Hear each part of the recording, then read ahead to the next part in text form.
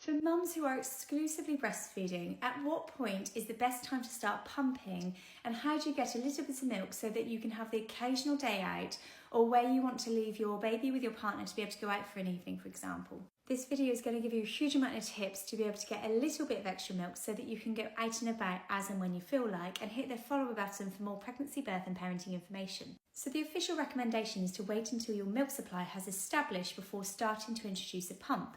The reason being, if you pump too early in those early few days, particularly with engorgement, it can increase the chance of blocked ducts and potentially lead to something called mastitis. It can also lead to lactose overload if you produce too much milk. The average time for people to find that their milk supply has established where you're no longer feeling quite so engorged with every single feed is usually between about 3 to 4 weeks, if it's taking you a while to be able to get feeding off to a good start.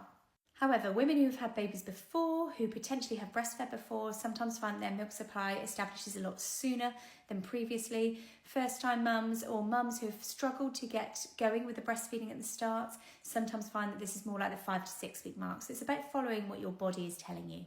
In terms of introducing feeds, it may be worth considering introducing a bottle once your milk supply has established as well. That will get baby used to the bottle at that stage so that you would be able to go out and about. Cup feeding at around about 6 months, so if you're not planning on going anywhere until baby is starting to introduce food, then at that stage you could go over to cups rather than bottles. And with introducing a bottle, consistency and practice and routine is really key so that baby can take both breast and bottle if that is what you want to do in those first 6 months. In terms of pumping, this depends on your budget, what you've already got, how often you plan on expressing. For example, to be able to collect the milk, you could be feeding on one side and collecting the milk in a harker on the other side. You can combine that milk over the same 24-hour period to be able to store in the freezer or fridge, for example. It might be that you've got an electric breast pump. Again, if you're feeding on one side, you can pump off the other. The first pump of the day usually tends to be the highest volume milk. So it tends to be easier to get more milk out on that very first feed, that first pump of the day, that first expression when you first wake up.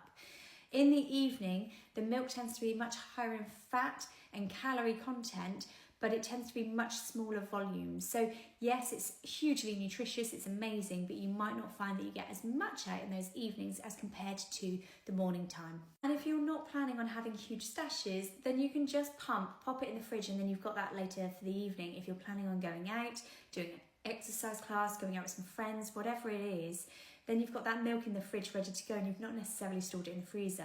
I would always suggest though, if your milk is in there for longer than 2 or 3 days, get it in the freezer, because at least that way you've not wasted all that energy in pumping that milk for your baby. And if you want some more tips on how to introduce a bottle for your baby, there's more in the breastfeeding series and also the formula feeding series too.